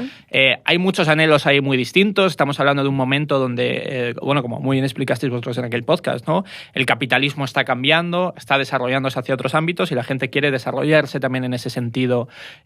Aquí, por ejemplo, se dan fenómenos muy interesantes. Estamos hablando precisamente que en Estados Unidos, que es donde más se desarrolla en estos años el mundo del tatuaje, se tatuaban dos colectivos muy importantes. Los soldados que iban a combatir a la guerra de Vietnam y luego los hippies que iban a protestar contra los soldados, contra la guerra de Vietnam, ¿no? Y en los mismos estudios de tatuaje hay testimonios muy divertidos de tatuadores que cuentan cómo entraba un chico que 19 años se acaba de rapar y se iba a tatuar la bandera estadounidense, ¿no? Y momentos después otro chaval que lo que iba era a Woodstock, ¿no? Y a protestar contra todo esto. Ahí hay una figura importante que es Janis Joplin, que es como empieza también los iconos pop, los primeros ídolos de masas, ¿no? Janis Joplin fue una de ellas. Ella tenía un tatuaje en la mano y bueno, podemos argumentar que también fue una de las primeras que empezó a abrir ahí camino. Tenemos también el tatuaje punky, por ejemplo, el tatuaje de los moteros, que se llevaban a su piel esta reivindicación, esta idea de la sociedad no para de decirme que voy en contra de la sociedad. Y es que es cierto, claro. Es que es así y me enorgullezco tanto de ello y quiero demostrar al mundo que me lo voy a marcar en la piel. Y hay, bueno, pues muchos cambios que se están produciendo y el tatuaje es una manera de expresión y un vehículo para también, argumentar ciertas cosas que seguramente tampoco se entendían del todo en la época, eran más bien sensaciones, anhelos de un mundo con el que una generación importante estaba disconforme, aunque no sabía tampoco qué cosa tenía, ¿no? Pero ella se había abierto como una brecha, por así decirlo, para que toda la clase media empezase a tatuarse ya lo que les diesen la gana, no solo, yo qué sé, pues Motorhead o la bandera de Estados Unidos o lo que fuese. Una vez pasa la crisis de los 70, ¿no? De la que en el libro hablas como un punto de inflexión, llega ya la etapa neoliberal, ¿no? De los 80, Escuela de Chicago, Ronald Reagan, Margaret Thatcher en el Reino Unido. ¿Qué impacto tiene este cambio de época en los tatuajes? Sí, bueno, aquí hay una cosa como de política general muy importante, que es que lo individual empieza a premiar sobre lo colectivo, en términos generales, ¿no? En buena medida, el desarrollo de estas subculturas tenía que ver también con eso. Frente a los modelos de vida lineales, donde uno sabía qué iba a hacer, ¿no? Cuáles eran las etapas vitales. De repente hay una generación que eso le aburre, le rechina, no quiere trabajar en una oficina, no quiere pasarse 8 horas en una fábrica y quiere desarrollarse por otros lados. El neoliberalismo entiende muy bien esos anhelos, entiende muy bien que ese mundo está cambiando y sabe dar una respuesta. Y le ofrece un futuro a su manera, pero le ofrece un futuro a esa gente. Exacto. Y ahí hay un componente muy importante que es la idea del desarrollo personal. Surge, por ejemplo, un fenómeno interesante que es todo el tema del New Age, que es una especie de descontextualizar y reinterpretar muchas filosofías orientales, budismo, taoísmo y demás, reinterpretas y la idea de, por ejemplo, empieza a surgir la meditación como esta gran cosa en el que tú vas a hacer un ejercicio de introspección, ¿no? Vas a encontrar que estamos viviendo a día de hoy, ¿no? Con todos los libros de autoayuda, beben un poco de aquello. Pero de repente surge una cosa muy importante que es que uno tiene que reflexionar sobre quién es. Y las clases medias empiezan a hacerlo porque tienen que diferenciarse. Ahí hay un mandato que es tienes que diferenciarte, tienes que desarrollarte, todo vinculado al mercado. Y lo problemático aquí seguramente no sea esa parte de... Porque todos lo hacemos, todos reflexionamos sobre quiénes somos, a dónde vamos, qué nos gusta, qué nos diferencia, etcétera, etcétera. El problema es que esto se vincula siempre a que tienes que tratarte como una especie de marca, ¿no? Claro. Tú eres empresario de ti mismo, tú eres un producto que tienes que ponerte en el mercado y ahí las clases medias de repente entienden que el tatuaje es un espacio muy interesante para diferenciarse, para darse esos... estos relatos personales, ¿no? Y ahí cambia radicalmente el mundo del tatuaje. Hablábamos antes de los marineros. Un marinero de Reino Unido sabía, viendo a otro marinero, que si llevaba una golondrina es que había recorrido no sé cuántas millas náuticas, ¿no? De repente esto cambia. Yo os comentaba antes, yo tengo un sol aquí tatuado. Si yo no os cuento, no sabéis muy bien qué significa, ¿no? Precisamente esta modernización del tatuaje implica que los significados pueden... Cada uno tiene que dotar de significados a los tatuajes. Ya no es un lenguaje compartido, sino algo que te habla de ti, pero que en principio solo tú puedes entender. Exacto. Te diferencia de los otros al final, ¿no? Exacto. Al principio esto pasa, por ejemplo, por apropiarse de muchos tatuajes de estilos de maorís, ¿no? O sea, lo que se conoce comúnmente como los tatuajes tribales, sí. Empiezan a usarse muchísimo ahí. Es curioso porque además uno ve ciertos tatuajes y sabe qué edad tiene la persona que los lleva, ¿no? Porque hay un componente de moda generacional ahí muy importante. Pero pronto, con la innovación técnica, de repente cada vez se pueden hacer cosas más distintas y, por tanto, cada vez tú puedes darle sentido al tatuaje que quieras. Yo dedico una página entera al libro a citar tatuajes loquísimos que yo he visto, que es de las cosas que más disfruto escribiendo, porque es una lista de cosas muy divertidas. Y tiene que ver con eso. Las clases medias de repente entienden que tienen que romper con todo lo anterior, porque el tatuaje ya no puede estar vinculado a la marginalidad, la delincuencia y demás, y por eso cambian los significantes. Y para cambiar los significantes les dan nuevos significados.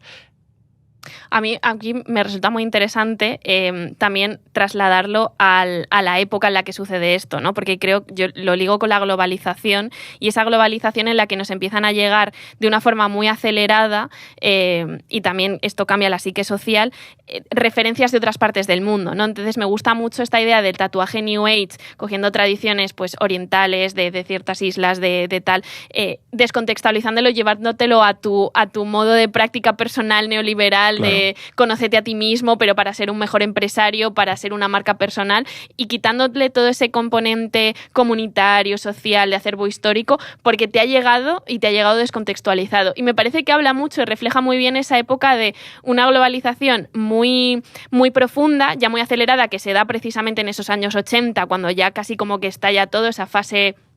No última, pero sí tal vez penúltima. La última sería obviamente la que estamos viviendo ahora mismo. Y es curioso cómo se expande todo, se multiplica, se complejiza. Creo que eso también se refleja en la piel y es muy chulo. Y también lo que dices de la idea de la marca personal, a mí me resultaba muy interesante los ejemplos que ponías de tatuarse tu profesión, ¿no? De identificarte a través del trabajo que haces.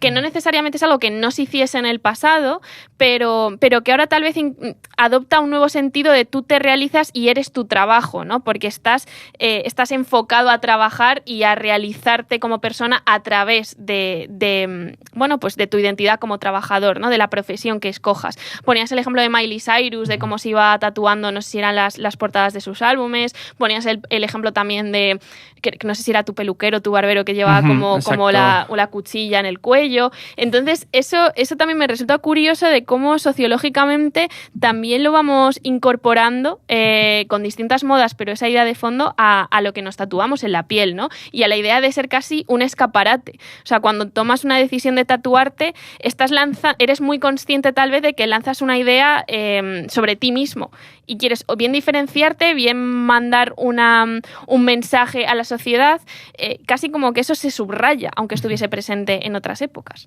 Sí, total. Hay muchos ejemplos de tatuajes clásicos de siglos previos donde la gente se tatuaba lo que trabajaba. La diferencia es que eso tenía un punto casi gremial. Te tatuabas que eras un herrero porque formabas parte de un colectivo, era distinto. Claro. En la actualidad, sin embargo, yo pongo el ejemplo, por ejemplo, Lady Gaga, en cuanto sacó el disco, se tatuó el caballo, ¿no? Un caballo, un unicornio, ¿no? Ahora no recuerdo bien, aquí en el costado, y lo enseñó en redes. Sabrina Carpenter ha hecho lo mismo hace poquito. Rosalía se tatuó Motomami en las palmas de las manos, ¿no? Y ahí la diferencia es que vivimos en una sociedad donde todo es mercantilizable, donde las barreras entre cuando estamos trabajando y cuando dejamos de trabajar cada vez son más diluidas, y que de repente el mandato de optimización ha llegado a nuestro día a día. Entonces, es muy difícil encontrar esa línea divisoria entre la reflexión personal, entre la identidad personal y la marca personal, ¿no? Y eso es una de las cuestiones más complicadas. Y el tatuaje, creo, para mí era un ejemplo muy interesante para esto, ¿no? Yo en el libro hablo, por ejemplo, de Deber, de la serie, que están a puntito, han sacado ya la última temporada, que no he podido ver todavía. No me hagas spoilers, sé que me la acabo de poner en tampoco, casa, o sea, me falta la tercera. Me vuelvo violento. Sí, no, esto es simplemente que el tipo que es un obseso de la cocina, ¿no? En el fondo yo creo que es una serie muy buena sobre nuestra relación con el trabajo, o sobre la relación con el trabajo que se nos impone bajo el sistema neoliberal en el que vivimos, el tipo está entero, todos los tatuajes que lleva, y lleva bastantes, tienen que ver con la comida. Entonces, de repente tiene un mundo, un tatuaje que me gusta mucho, tiene un mundo dentro de una jarra de medición de estas para líquidos, ¿no? En la cocina. Tiene un pescado, tiene un pimiento, ¿no? Tiene un cuchillo, tiene un montón de cosas. Y claro, todo tiene que ver con lo que le apasiona, que es la cocina, pero también podríamos argumentar que todo tiene que ver con su trabajo, que es ser cocinero. Claro. Y claro, también entiendo que es como una crítica que se hace de manera recurrente. Si todo el mundo tiene un tatuaje que, ya digo, esto generalizando al extremo, si todo el mundo tiene un tatuaje que solo significa algo para esa persona, no pierde un poco de sentido el tatuaje. Es decir, al final no hemos pasado de lenguajes compartidos a lenguajes individuales. O sea, llega un mundo en el que el tatuaje es como, pues ya no merece la pena seguir tatuándose si para nadie más que para ti significa algo. Es como un idioma que solo habla una persona, pues ya no te puedes comunicar con nadie. ¿Qué futuro tiene ahí un poco el tatuaje? Bueno, no, yo creo que sí que nos seguimos. De hecho, hemos empezado el podcast también comunicándonos en ese sentido, ¿no? Yo compartiendo mis tatuajes, y creo que el tatuaje es un espacio donde de repente la gente está dispuesta a compartir cosas que no compartiría nunca, ¿no? Yo cuento un par de ejemplos en el libro que a mí me llamaron muchísimo la atención, de testimonios que de repente van y te sueltan cosas que no conoces de nada. Y es muy fuerte, y eso solo pasa a través del tatuaje, ¿no? Como os podéis imaginar, allá donde voy. Puede ser la excusa para una conversación también. Exacto. Yo creo que ahí lo interesante es que uno revela. El libro está surcado de contradicciones y de ambigüedades, porque el tatuaje lo está, porque no hay respuestas claras a esto, y cada capítulo más o menos está articulado en torno a una contradicción. Y una de ellas es esta. El tatuaje es una cosa pública, en tanto que lo pones en la piel para que lo vea todo el mundo, y al mismo tiempo es una cosa muy personal y muy privada, sobre todo en lo contemporáneo, donde tendemos a darle sentido a los tatuajes. ¿Cómo se relacionan esas dos cosas? Como si uno fuera con un diario privado, ¿no? La piel es una especie de diario donde escribimos las cosas que nos gustan, los acontecimientos importantes de nuestra vida, pero vamos con el diario abierto, andando por la calle. Yo creo que la cuestión es precisamente que elegimos a quién le comunicamos los sentidos de ese diario. Y ahí es donde está la comunicación humana, de con quién decides sentarte en torno a una mesa y conversar. O a qué extraño, en un momento dado, en la puerta de una discoteca, un colado que te dice, oye, ¿y tienes tatuajes? ¿Y qué significan? Es para una cosa que estoy escribiendo. De repente le revelas cosas de ti que no le contarías si no, ¿no? Claro. A mí me gusta mucho esa idea de la posibilidad de la conversación, ¿no? De la posibilidad de la conexión más íntima con el desconocido, que es algo que yo creo que se critica mucho en los tiempos modernos, de ahora todo el mundo en el metro va mirando el móvil y no nos comunicamos. Bueno, igual los tatuajes son una excusa bonita como para romper eso, aunque luego también estén, como tú dices, es una contradicción, muy tintados de toda esa visión neoliberal, individualista. Es bonito también, ¿no? Como ejercen ese espacio. Sí, yo quiero pensar que si lo hacemos tanto a través de los tatuajes, además de porque los tatuajes es un buen espacio para hacerlo, seguramente sea porque hay otros que deberían de responder a eso y que ya no lo hacen, ¿no? En general estamos viviendo en ciudades donde los espacios de encuentro, de socialización, cada vez son menores, ciudades casi donde vamos corriendo a todos lados, pero esta idea de vamos a encontrarnos en un sitio, lo que eran los espacios públicos antes, tenía que ver con conocer a un otro que tú no conocías. Y creo que si lo hacemos tanto a través de los tatuajes es porque echamos de menos otros espacios donde poder realizarlo. Claro, que al final el ser humano busca socializar, claro, de alguna manera, sea a través de símbolos, o sea, con la palabra. También hemos visto cómo el tatuaje nos habla de la época en la que estamos, responde, se adapta a ella. Ahora vemos que cada vez más gente se tatúa, que es una práctica extendida y variada, es lo que decíamos, un estilo por cada persona, pero sigue existiendo el estigma sobre el tatuaje, porque quizás hemos vivido un gran cambio en muy pocos años. Yo recuerdo cuando era pequeño el tatuaje, no sé, quizás se veía todavía mal en los 90, pero ahora es como, bueno, ya cualquier persona se tatúa y no piensas raro de una persona que esté muy tatuada. Sí, es interesante. Es un fenómeno cultural que ha vivido unos cambios a unos ritmos brutales, alucinantes, sí. Que se ha dado en muy poquitos sitios, ¿no? Yo creo que estamos en un momento de normalización. Es decir, antes cuando preguntábamos sobre si teníamos tatuajes, yo creo que la clave es que a los oyentes seguramente no les hubiese sorprendido ni una cosa ni la contraria. Claro. Y la cuestión es que en esa normalización las barreras de lo que consideramos tolerable en términos sociales se han desplazado muchísimo. Sigue habiendo tatuajes que tienen en buena medida un componente subversivo todavía. Las manos, aunque cada vez menos y cada vez es más normal ver a gente con las manos tatuadas, pero la cara sigue siendo un componente muy distinto, ¿no? O sea, quien se tatúa la cara sí que le está mandando un mensaje al mundo muy claro. Y es el único tatuaje donde de repente yo he hablado con muchos tatuadores que me comentaban que hace como 10 años más o menos, a raíz del boom del trap, empezaron a venir un montón de chavales que el primer tatuaje que querían hacerse era en la cara y los tatuadores se negaban, ¿no? Porque esto es otra historia, esto te vas a arrepentir, esto sí que es... pasarse el tatuaje en modo leyenda ya, o sea, empieza por sitios más tranquilos. Exacto, empieza por otro lugar y ya veremos en un futuro. Y muchísimos tatuadores decían, esto ni hablar, porque esta sigue siendo la barrera importante, ¿no? Estás entero tatuado. Yo he visto tatuajes en cráneos, o sea, como toda la cara tatuada. Yo he visto cosas importantes, pero de gente que ya no les quedaba espacios para tatuarse, ¿no? Pero yo creo que es eso, que la barrera de lo que consideramos socialmente tolerable se ha movido muchísimo a unas velocidades estrepitosas, que estamos viendo unos cambios en un espacio cultural que no hemos visto en otros ámbitos, ¿no? A mí también me parece interesante la reflexión de que ahora vemos presidentes. O sea, pienso, por ejemplo, tú me mencionabas el caso de Boric, ¿no? En Chile. También tenemos aquí a Díaz Ayuso, ¿no? Que hace como mucha gala del tatuaje. Tenemos presidentes, líderes tatuados. Y creo que aquí esto me llama la atención, o creo que es interesante establecer el paralelismo con esos reyes que hablábamos del pasado, de esos tigres que tenían pero que no mostraban, o que era casi como algo privado, que existía pero que no se enseñaba. Y ahora algo de lo que los líderes hacen gala. Entonces vemos que las élites, pues incluso las clases altas, cada vez están normalizando cada vez más el tatuaje. Para mí eso yo creo que habla mucho también de esa normalización en todos los aspectos, ¿no? Igual nos sigue pareciendo raro ver a un rey tatuado, pero a un presidente del gobierno no necesariamente tanto, ¿no? Totalmente. Pero eso dice también un poco de la relación con la clase social que comentábamos antes y la distinción. Es decir, asumimos que, por ejemplo, las élites se pueden tatuar, pero nos resultaría muy raro ver a un presidente con una manga en hiperrealismo, ¿no? Si un presidente se tatúa, seguramente tenga una palabra pequeña. Te iba a decir, sería votable en el mundo occidental, por ejemplo, votable o con posibilidades de ganar un presidente a lo mejor que tuviese todo un brazo tatuado.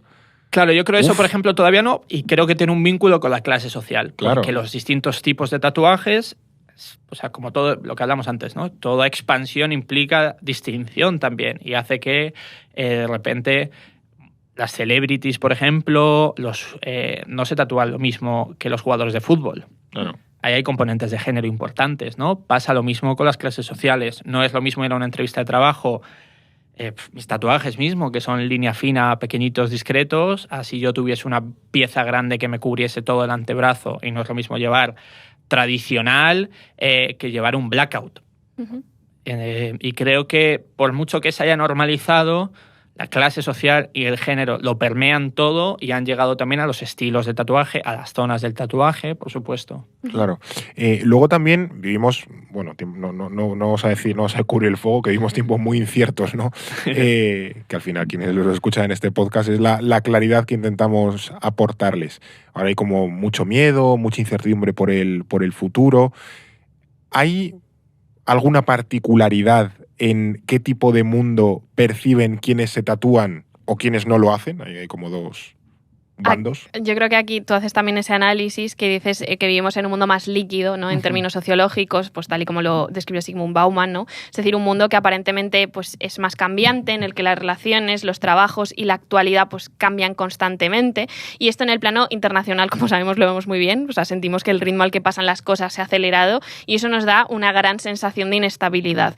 Y desde el punto de vista más geopolítico, es un mundo en policrisis, es decir, múltiples crisis simultáneas. Lo hemos comentado más veces en el podcast, pero sabemos que crece la conflictividad y la incertidumbre, que como respuesta aumenta las opciones políticas más radicales, las ultraconservadoras, y además está de fondo esa gran crisis, que es la crisis climática, que lanza ese mensaje de ya no hay futuro, ahora sí que sí.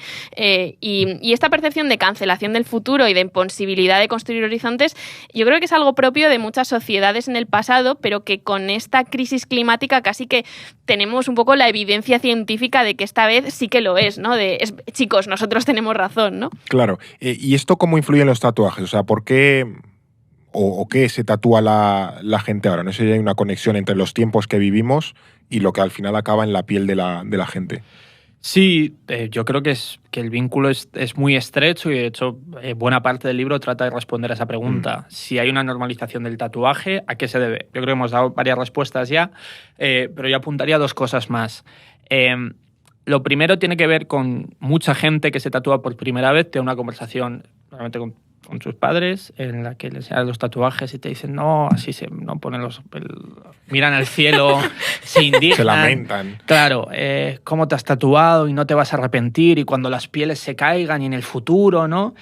Y cuando yo tuve esta conversación con mis padres me salió del alma decirles, ¿el futuro qué futuro?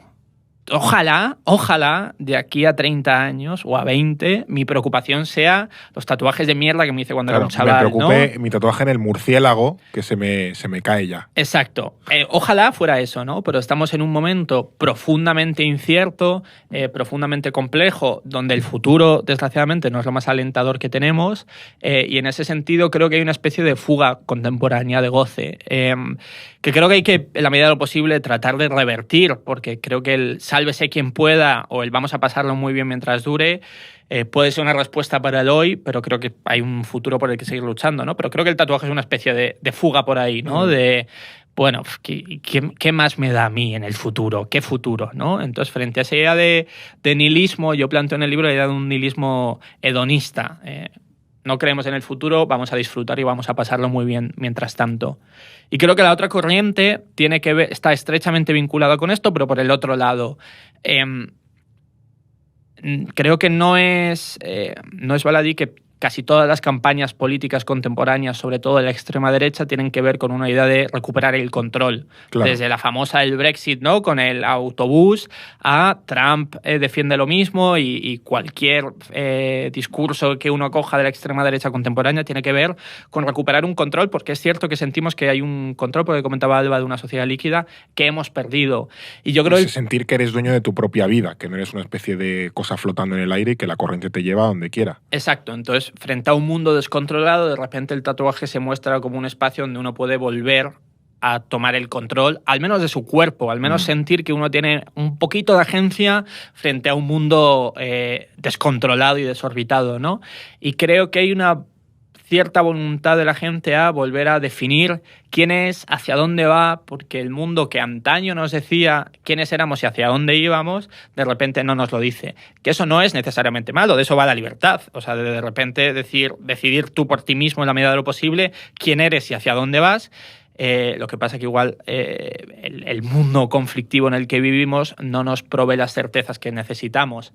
Bueno, pues la piel de repente se establece como una especie de mapa donde nos ayuda a cartografiar ciertas marcas, ¿no? Porque el mundo ya no nos las da. Claro.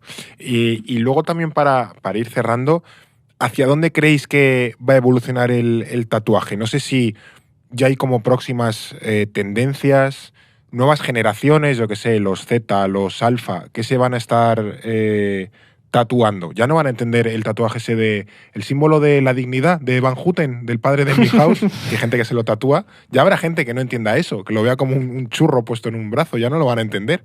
Eso me preocupa, pero bueno. Eso es lo que te tatuarías tú, Fernando. Una referencia a los Simpsons. Es un muy buen tatuaje. Hay una cuenta en Instagram que es tatuajes de los Simpsons, claro, que es de las mejores cuentas de tatuajes que hay, sin duda. Bueno, creo que tiene que ver con lo que comentabas tú antes del cambio rapidísimo que ha vivido el mundo del tatuaje. Creo que se está dando un fenómeno muy interesante que es, estamos viendo una serie de innovaciones y de vanguardias en la industria del tatuaje muy similar a las vanguardias e innovaciones que se dieron en otras industrias a lo largo de la música, la pintura, ¿no? De repente hay gente haciendo cosas totalmente innovadoras, superposición de tatuajes con estilos, tatuajes que brillan en la oscuridad, lo que pienses está, y hay tatuajes que jamás hubieses llegado a pensar nunca, ¿no? Entonces creo que estamos en un momento muy interesante porque se siente el ver nacer una cultura con todas sus vanguardias y con todo su arte, ¿no? Y hay gente que está rompiendo con todo lo anterior para hacer cosas profundamente innovadoras. Eso por un lado. En la cuestión generacional, creo que ya hemos llegado a un punto donde el tatuaje está normalizado, donde ya no nos extraña ir rodeado de cuerpos tatuados en el metro, donde no nos extraña ver a un presidente tatuado. Yo intuyo que esto es una pura intuición, pero creo que va a haber una nueva generación de gente más joven, los que vengan después de la Z, que creo que van a dejar de tatuarse. Una especie de reacción también, Claro, ¿no? si ya es mainstream tatuarse, lo alternativo sería no tatuarse, ¿no? Exacto. Yo creo que tiene que ver también con esta idea medio también neoconservadora o reaccionaria de los cuerpos de antes, volver a la sacralidad del cuerpo, Claro. ¿no? Porque hay una cosa ahí medio religiosa que también esto está pasando muchísimo en Estados Unidos, Sí. ¿no? Con el clean look y todas estas cosas. Creo que va a haber una tendencia por ahí que está a puntito de llegar y que creo que va a afectar también al tatuaje, porque si el tatuaje permea la sociedad, evidentemente todos los fenómenos sociales y culturales que estamos viviendo en otros ámbitos van a llegar también al mundo de la tinta. A mí yo te compro mucho esa segunda idea, ¿no? De esa vuelta a lo conservador, ya no desde lo neoliberal, punky y un poco rebelde, ¿no? De marca personal, sino desde la idea de volver a los años 50 y ese estilo limpio, conservador, recatado. Creo que eso lo vamos a ver como contrarreacción y me parece interesante, ¿no? De así como el tatuaje avanza, se normaliza, igual tenemos unas corrientes que vuelven a instaurar la idea de, oye, no, esto no va con lo que nosotros defendemos. Entonces me parece que sociológicamente es muy curioso. Estaba aquí pensando, digo, en Mad Men, iba a decir, creo que no hay nadie tatuado, pero creo que Roger en algún momento menciona que se tatúa cuando está en Japón o algo así. Sería muy de soldado Y de que la es de la Segunda Guerra Armada, Mundial, claro. de haberse y míralo ahí, un hombre muy pulcro, muy no sé qué, Claro. pero de haberse tatuado algo por haber su pasado de soldado, y entraría dentro de, bueno, pues como de esa visión en la que es aceptable, ¿no? De tus años de juventud cuando combatiste a los japoneses, pero ya está, no te tatúes la manga entera. Pues mira, Alba, a lo mejor en 10 años estamos de moda sin haber hecho nada. Fíjate. Porque Fíjate. por estar ahí parados. O igual en 10 años tenemos un tatuaje, Fernando, yo qué sé. Es posible que eso pueda pasar. Y luego ya, Pablo, la última pregunta. Tú cierras tu libro con una reflexión sobre el arrepentimiento de tatuarse. Creo que es un tema recurrente en cualquier persona que, no sé si por primera vez, probablemente sí, pero luego también otros tatuajes, está ahí el run run en el cerebro. ¿Tú crees que deberíamos tatuarnos igual, aunque nos arrepintamos? Hay que hacer como ese, bueno, que sea lo que Dios quiera y ya está. Sí y no. Que no hay que especular con el tatuaje, por así decirlo. Mira, yo, por ejemplo, una cosa que hago en la librería con los libros que tengo muchas ganas de leer y que me quiero comprar es que los dejo en una estantería que tengo al fondo y si aguantan 3 meses ahí me los acabo comprando. Creo que con los tatuajes se puede hacer algo parecido. Yo dejo reposar muchísimo una idea antes de tatuarme. Llevo meses buscando, ya tengo la pieza que quiero hacerme, el tatuador y todo, y voy a esperar seguramente a septiembre. Si en septiembre sigo queriendo, pido cita, ¿no? Es decir, creo que hay una cosa de los ritmos lentos, de meditarlo, que forma parte del tatuaje, o al menos mi manera de entender el tatuaje. Aunque también yo estoy en un momento donde si de repente me pilla por ahí y surge tatuarme, me tatúo. Creo que las dos si cosas... vuelve tu hermana y dice, es que me graduó de la universidad y entonces Exacto. tal, pues Quiero habrá hacer que otra vez tatuarse. la Pau, Pablo. Sí, pues toca. Oh shit, here we go again, ¿sabes? Pero creo que, fíjate, una cosa con el arrepentimiento es que parece que el arrepentimiento solo sale en nuestra vida cuando hablamos de tatuajes. Como que la primera cosa que la gente piensa cuando hablamos de tatuajes es ¿y te vas a arrepentir? Y eso lo podríamos aplicar a cualquier decisión de nuestra vida. Desde, yo qué sé, una mudanza... comprarte una casa, yo qué sé. Claro, hay un exacto, montón de cosas. la carrera universitaria que Claro. estudias, el trabajo que, bueno, trabajo eliges, normalmente no elegimos los trabajos que hacemos, ¿no? Pero aquella vez que le dijiste a aquella persona si le querías o no, si te lanzaste, todas estas cosas, la vida funciona en base a eso, en arrepentirnos o no arrepentirnos. Y yo creo que el tatuaje lo que pone de manifiesto es un momento donde uno es consciente de su paso por el mundo y lo marca en la piel. Y yo tengo tatuajes que ahora me haría distinto si me miro en el espejo y lo pienso, pero creo que arrepentirse no es la palabra exacta, porque creo que es hacer las paces con tu memoria, con tu pasado, con tu yo del pasado, del futuro y del presente constantemente, y de eso va a vivir, de tomar partido, ¿no? Y lo vinculamos con el tatuaje, el arrepentimiento constantemente, cuando yo creo que debería de ser lo contrario, es decir... una cosa que me pasaba muchísimo, me parece súper interesante, ¿no? Gente que me decía, yo me tatúo por mi abuelo, porque no me quiero olvidar de él. Y uno piensa, joder, ¿cómo te vas a olvidar de tu abuelo, no? Claro. Pero creo que el tatuaje es una marca de repente, es una manera de marcar en la piel las cosas que consideramos importantes. Sí, de explicitar, ¿no? También de... Exacto, es decir, yo estuve aquí... como el libro de Ana Pacheco, ¿no? Yo estuve aquí y me acordé de nosotros, pues el tatuaje tiene un componente muy similar. Así que yo animo a la gente que si le apetece que se tatúe, porque es una celebración de la vida en buena medida, ¿no? Y celebremos lo que podamos mientras podamos siempre. Pues nada, ahí queda. ¿Te vas a animar, Alba, o todavía no? Yo después de leer este libro yo le doy más vueltas a la cuestión del tatuaje. Eso. La verdad que sí, pero bueno, veremos. Ahora que hasta en las bodas ya ponen un tatuador no, y tal. Eso es algo que me da como, ¿sabes? De estos miedos absurdos de estás en el aeropuerto y pasas el control y dices, tendré droga. Pues claro. Miedo absurdo de, y si en algún momento voy a una fiesta o alguna boda o algo y hay un tatuador y estoy como tan borracha que me termino tatuando y no quiero. Eso es como un miedo absurdo que tengo, que se me ocurre. Pero no, creo que me gusta también lo del ritmo tranquilo y lo de pensarlo, pero bueno, yo qué sé. A mí me da miedo, un día levantarme con la cara tatuada, creo que es de las pocas cosas de cómo ha llegado esto aquí. No hemos hablado, pero ya también hay técnicas también para borrar los tatuajes, entonces eso como que reduce el coste que antes se asociaba al tatuaje. Me voy a arrepentir, es como, bueno, ya me lo puedo quitar. Sí, pero lo que duele eso, o sea, hablamos del dolor del tatuaje, lo que de verdad duele, según he visto a gente sufrir como no he visto a gente sufrir en ningún otro lugar, es quitándose tatuajes. Esto lo dice todo el mundo, o sea, que si podéis evitar quitaros un tatuaje, mejor conservarlo. Poneros otra cosa encima, claro, si queréis, hay pero gente que es doloroso. Los modifica. Pues nada, ahí queda este episodio. No sé cuánto ha sido, hemos hablado muchísimo de tatuajes. Una hora y media, ¿eh? Bueno. Una hora y media, o sea... Cosas. Sí. No, además yo creo que, bueno, este episodio también muy de verano, porque claro, vas a la playa, a la piscina, los cuerpos quedan más expuestos y ahí ves los tatuajes de la gente que en la oficina pues no verías porque están tapadas por la ropa y así puedes juzgar con mayor... con mayor libertad y sobre todo conocimiento. Así que nada, todo esto lo tienes en el libro, que está aquí tapado por el Ondas. En este libro del Cuerpo Enunciado de Pablo Cerezo, te animamos que vayas a comprarlo, sobre todo a Pérgamo, a la librería Pérgamo, a que vayas ahí a comprarlo. Lectura más muy de verano, ve aquí cuántas son, 100 y pico páginas, o sea que es muy ligerito, muy de playa, letra grande, o sea, vamos, un caramelo para la piscina, para el verano. Además, eso, ya te vas a comprar la segunda edición. Un tema, ya digo, fascinante y que creo que es muy... explica muchas cosas de nuestro tiempo, pero también de la historia. Muchísimas gracias, Alba, por acompañarnos hoy. A vosotros. Y sobre todo, muchísimas gracias, Pablo, por todo lo que nos has contado. Es un tema interesantísimo. No, gracias a vosotros, me lo he pasado fenomenal, gracias.